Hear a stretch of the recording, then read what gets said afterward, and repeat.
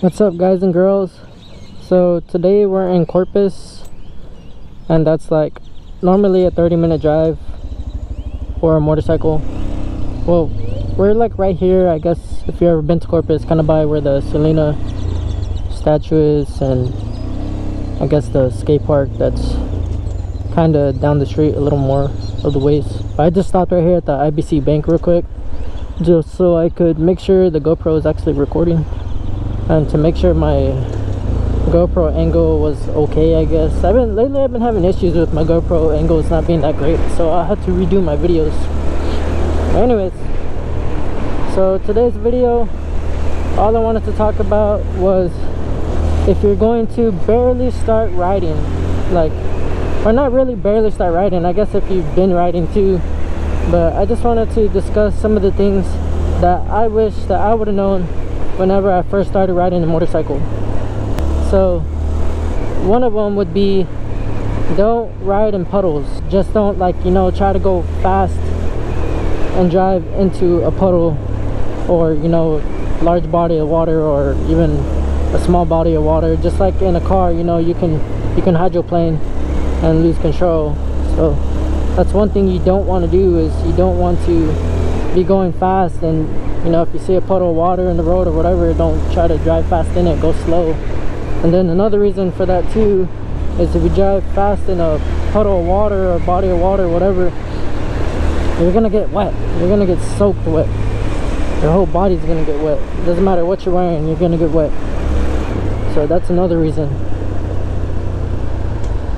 Okay, another thing you want to also look out for, obviously, is gravel. Whenever you drive on gravel, your tires can slip out and you can fall, and it's, you know, it's just very unsafe. You can just slide out. I mean, even if you're going under 30 miles an hour, it's still gonna hurt. You're gonna slide and you're gonna fall, and it's gonna hurt. It's happened to me, especially like at stop signs, or whenever you're doing like curves and stuff like that. That's one thing you really want to be careful for too. Just take it slow when you do a curve, especially if you're not from the area or you really don't know the area that well. Just take it slow in your curves.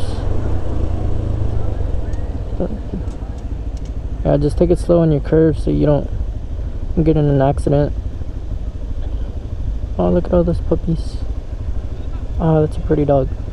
One in the front. I guess they had a costume contest or something. That's cool. But yeah, so be careful for gravel. And then another thing is whenever it gets cold. So I'm from Texas, and it doesn't get very cold here. I mean, the coldest it got was maybe like 30 degrees or 40 degrees. I know people from up north are gonna be like, oh, you know, that's nothing, that's t-shirt weather, but for me that's cold. So, you know, things that you can use for when it's cold, what I use is I use thermals. I put thermals underneath my pants for whenever it's cold. Oh, another thing to use too, whenever it's raining, put on a jacket kind of like this. Hopefully y'all can see it, but it's a windbreaker kind of jacket, and the material that the windbreaker jackets are made out of keeps the water off of you. That's the thing you really want, is just to keep the water off of you. And they do sell pants. They do sell pants and jackets that are actually meant for rain, like rain gear, I guess you could say. But like if you're on the cheap or whatever, you know, just go find yourself a windbreaker jacket. And then also there's, you know, those workout pants that you see people wear, and they're kind of made out of the same material as the windbreakers. Those ones are waterproof too.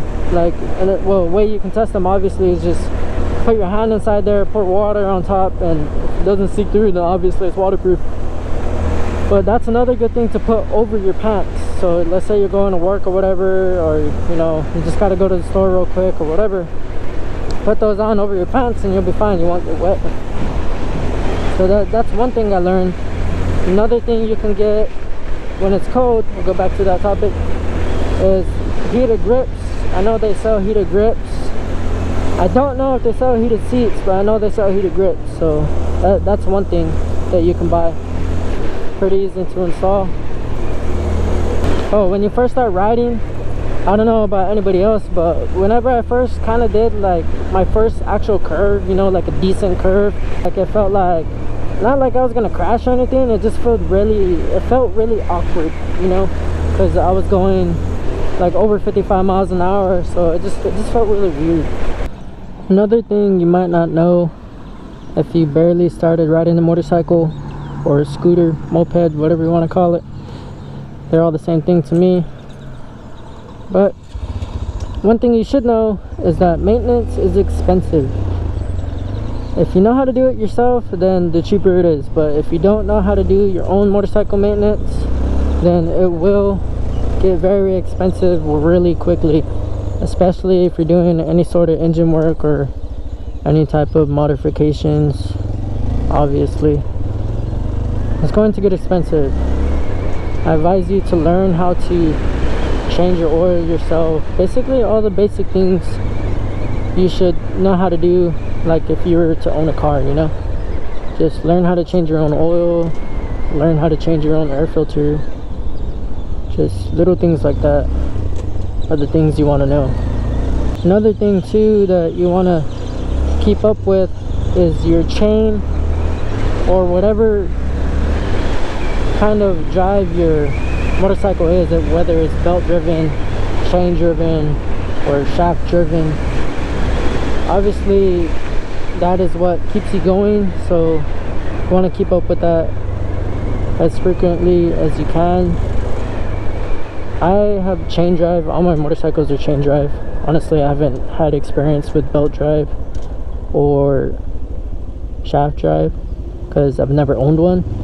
I've ridden a belt driven motorcycle, but I can't say I've owned one, so as far as that goes, I can't tell you how that is as far as maintenance or what you should know.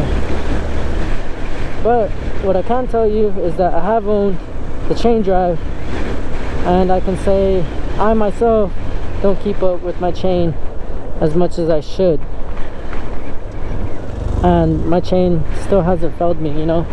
I'm not saying, oh, you know, get a chain driven motorcycle because you don't have to maintain it as well.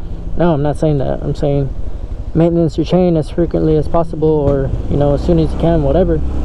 But my experiences with chain driven motorcycles has not been bad at all. You know, all you got to do is check your chain every once in a while, maybe once a week, maybe once every 2 weeks, whatever.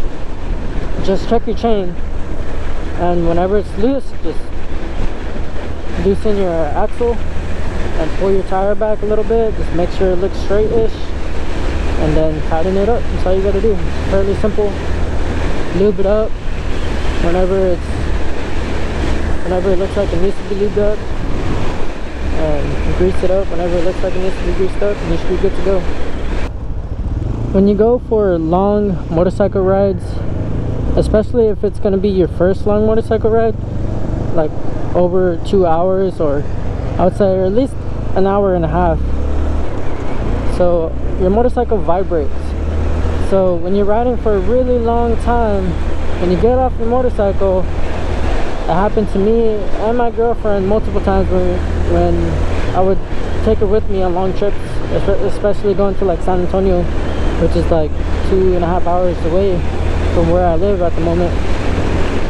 So when we go to San Antonio, whenever we get off, or for the gas, or you know, just to take a break or whatever, our legs would shake.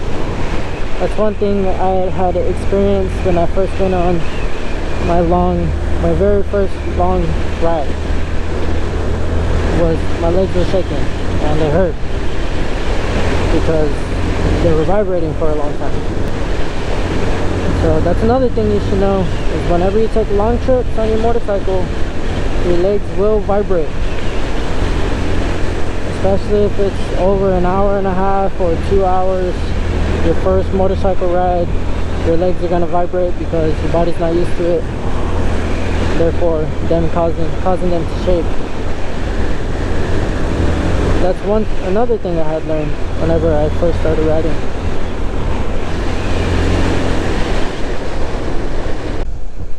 Okay, another thing to know would be whenever you first drop your bike. I guarantee it, I don't care how good you are, whenever you first start riding a motorcycle, you're gonna drop it regardless, whether it's you go at a stop sign and you brake a little bit too hard and you just tip over, or you're going too fast, you hit some gravel maybe and you just slide out something, or you go in mud in your driveway, or for some reason you're gonna fall. I don't care who you are, you're gonna fall. So whenever that does happen, you may not know, but in the majority of newer bikes, there's gonna be a thing called a tip over sensor, which is a safety device that was put on your motorcycle. So whenever you fall over, your bike will automatically shut off by itself, so nothing bad happens to your motorcycle. And all you got to do is, whenever that happens, let's say you drop your motorcycle and your bike shuts off because the tip over sensor made it shut off, all you do is you pick up your bike, check your bike over, make sure nothing important is broken. But before you do that, check yourself to make sure you're okay too, because you never know, something could have happened to yourself. And once that all checks out, then make sure you turn your bike off with the key and then turn it back on. Whenever you do that, it should reset your bike and just start it up, and it should start right back up again. I mean, this is obviously if you didn't like wreck it really bad, but you know, if you just dropped it in your driveway or at a stop sign, whatever, stoplight, whatever, and obviously if it wasn't that fast, then your bike should still be good. So just turn it off, check yourself, check your bike.